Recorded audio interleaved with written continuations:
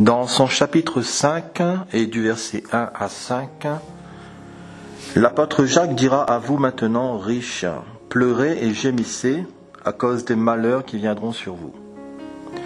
Vos richesses sont pourries et vos vêtements sont rongés par les teignes. Votre or et votre argent sont rouillés et leur rouille s'élèvera en témoignage contre vous et dévorera vos chairs comme un feu.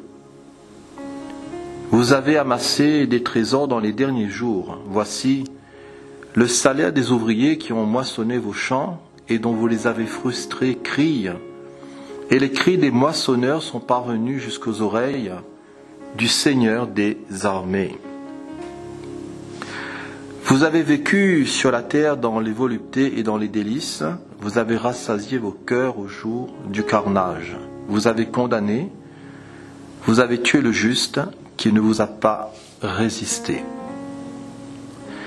Une exhortation ici de l'apôtre Jacques à l'encontre des mauvais riches.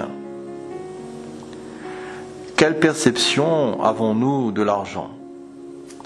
Chacun possède dans une certaine mesure des biens et des richesses. Et nous pouvons être riches et être généreux. Nous pouvons aussi être pauvres et être avares.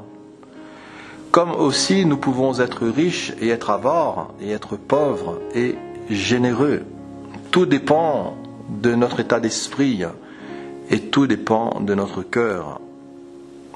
Dans notre lecture ici, l'apôtre Jacques s'adresse à des riches qui sont oppresseurs.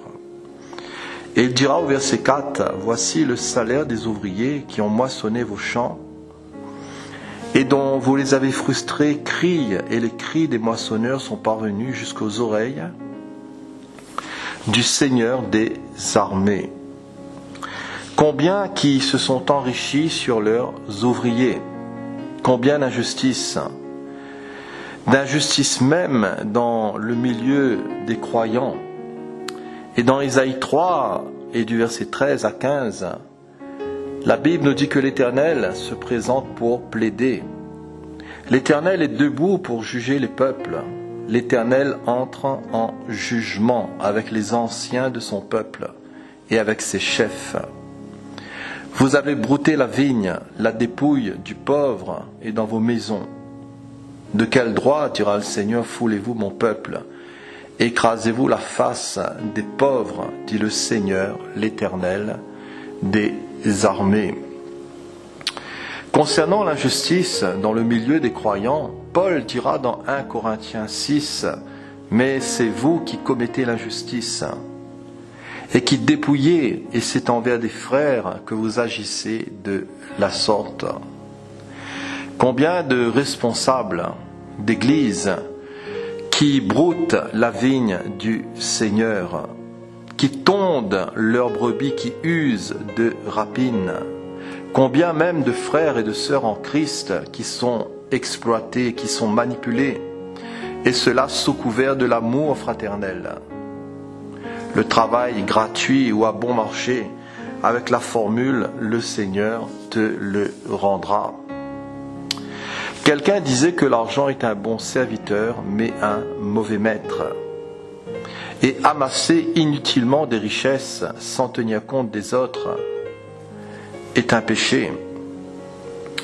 Les mauvais riches, ici dans cet épître de Jacques, amassent de la pourriture. Au verset 2, vos richesses sont pourries et vos vêtements sont rongés par les teignes. Les mauvais riches seront accablés. Au verset 1, pleurez et gémissez à cause des malheurs qui viendront sur vous. Vous avez vécu sur la terre dans les voluptés et dans les délices, et vous avez rassasié vos cœurs au jour du carnage. Les mauvais riches ne seront pas délivrés du jugement. Au verset 3, il est dit que votre or et votre argent s'élèvera en témoignage contre vous et dévorera vos chairs comme un feu. La folie des mauvais riches. La folie des mauvais riches consiste aussi à ne pas tenir compte du calendrier de Dieu. Au verset 3, vous avez amassé des trésors dans les derniers jours. Le retour de Jésus est proche Soyons de bons dispensateurs des diverses grâces de Dieu. Soyons de bons gestionnaires, de bons gérants des biens que Dieu nous confie. La foi est le test de l'argent. La foi est le test des biens.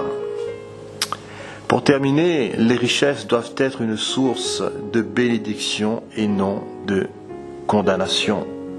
Souvenons-nous des pauvres, Galates 2, verset 10. Souvenons-nous de nos proches et de nos familles, 1 Timothée 5, verset 8. Souvenons-nous de ceux qui œuvrent aussi pour le royaume de Dieu, 1 Corinthiens chapitre 9 et Galates chapitre 6. Soyons riches pour Dieu. Et le Seigneur dira dans l'Évangile que nul ne peut servir de maître. Là où est ton trésor, là aussi sera ton cœur. Que le Seigneur nous aide. Que le Seigneur nous accorde sa grâce pour que nous puissions aussi œuvrer, pour que nous puissions travailler selon son plan, selon sa volonté, et aussi faire ce qui est convenable et ce que nous aurons à faire. Alléluia.